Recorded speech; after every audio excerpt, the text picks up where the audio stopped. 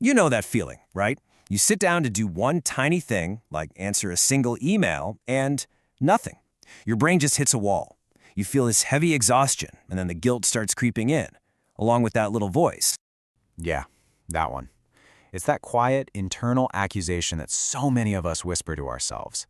It feels like the simplest, but also the most painful explanation for why we're just stuck. But hang on, what if that voice has it all wrong? Let's really dig into this, because what if the problem isn't some kind of character flaw? What if it's something else entirely? Well, it turns out that some of the most exhausted people out there aren't the ones doing the most visible physical work. Nope, they're often the ones doing the most invisible thinking. Let's talk about this hidden weight. Psychologists have a term for this: cognitive load. Now, you can think of it like the RAM on your computer. Every single mental tab you have open, that email you need to send, that tough conversation you're putting off, that little worry about the future, each one takes up a slice of your mental energy. I love this because it reframes everything. What we call laziness on the outside is often just cognitive overload on the inside. What looks like procrastination? Well, that's just a sign of a really crowded mental desk. And that feeling of apathy, like you just don't care anymore, that can actually be your brain's defense mechanism kicking in. And this right here is the key takeaway. It's so important. It's not about a lack of will or discipline. Your brain is a super sophisticated system, and when it senses it's about to overheat, it starts shutting things down to protect itself. So why? Why does our brain get so overloaded in the first place? And why is it so hard to just, let go of all those little thoughts? Well, the answer is baked right into how we're wired.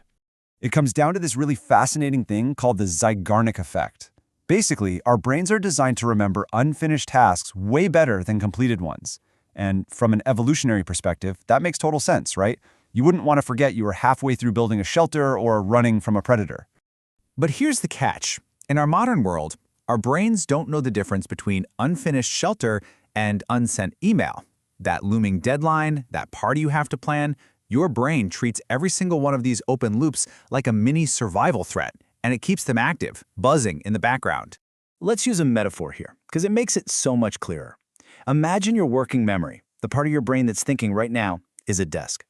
Every single task, worry, or idea is a piece of paper you put down on it. A few papers are no problem, but as you know, they can pile up really, really fast. So, how many of those pieces of paper can your desk actually hold at one time? 20? 30? Get this. The research says for most of us, it's only about 4 to 7. That's it. Just 4 to 7 things at once. So what do you think happens when you try to cram that 8th or 10th or 20th piece of paper on that tiny desk? The whole system just jams. It's like a circuit breaker flipping in your house. That's procrastination. That feeling of being totally stuck, it's not a moral failing. It's a safety feature. It's your brain preventing a total meltdown. Okay, but here's the good news. Once you understand the problem, you can start to work with your brain instead of constantly fighting against it. This isn't about pushing harder, it's about being smarter and clearing some space. So let's look at 4 practical ways to do that. Here's our toolkit. These 4 steps are all about reducing that cognitive load. We're going to talk about externalizing the mental tabs, closing microloops, limiting open commitments, and creating thinking windows. First step, and this one is huge, externalize everything. Get it all out of your head and onto a piece of paper, a doc, whatever. This is called cognitive offloading. The second you write something down, your brain literally gets permission to let it go. It's like, okay, cool, the list has got this, and it frees up that mental space. Number 2, close all those tiny little loops. You know the rule. If a task takes less than 2 minutes, just do it right then and there. Reply to that text, put the dish in the dishwasher. Each tiny little completion literally removes one of those pesky pieces of paper from your mental desk. It's so satisfying.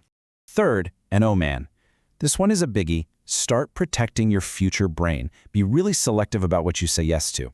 Because here's the thing, every time you commit to something, you're not just adding a task for the future. You're adding an immediate cognitive load because your brain starts tracking it right now.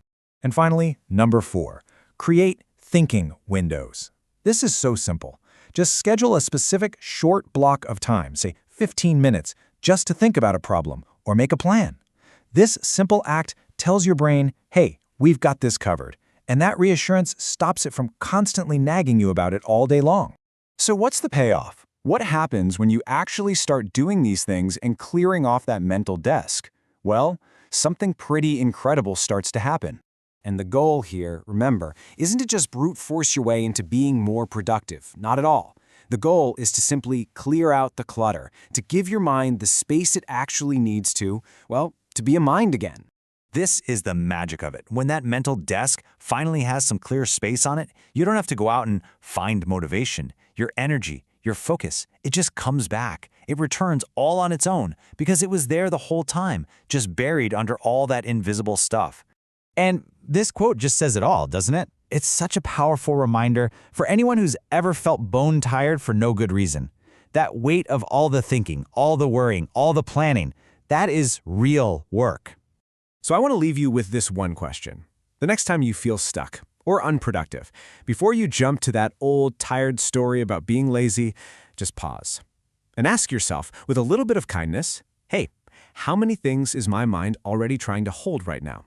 The answer might really surprise you. Because maybe this isn't about learning how to work harder at all.